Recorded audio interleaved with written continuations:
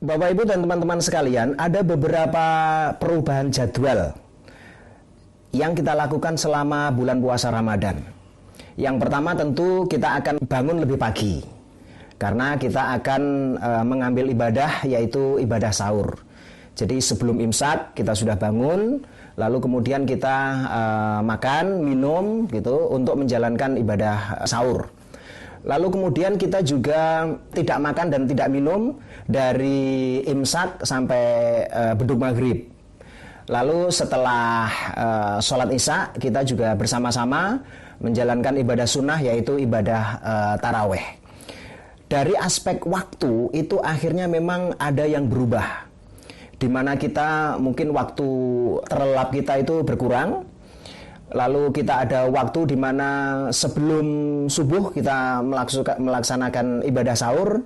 Lalu ada juga bahwa kita di siang hari itu tidak makan dan minum. Dan setelah sholat isya kita menjalankan ibadah taraweh. Belum lagi kalau kita kemudian mengkhususkan waktu untuk membaca Al-Quran.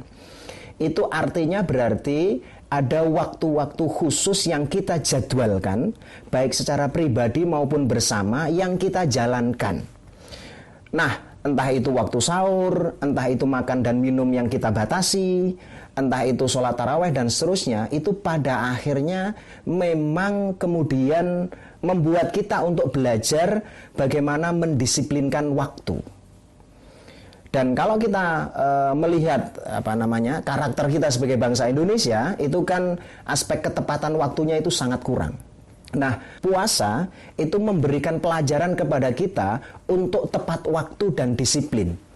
Kapan waktunya sahur, ada batasan imsak, kapan waktu untuk menahan makan dan minum, dan yang membatalkan puasa, kapan kita menjalankan ibadah taraweh secara bersama-sama, itu memberikan hikmah dan pelajaran kepada kita bahwa pada akhirnya kita harus menepati waktu, berdisiplin dengan waktu, sehingga pada akhirnya nanti setelah Ramadan berakhir, di bulan-bulan berikutnya kita bisa semakin meningkatkan derajat disiplin kita terhadap waktu. Karena kalau kita bisa disiplin, kita bisa tepat waktu, tentu kita juga akan bisa memanfaatkan waktu-waktu yang lebih, memanfaatkan waktu-waktu yang sisa untuk semakin membuat atau mengisi waktu kita untuk semakin bermanfaat.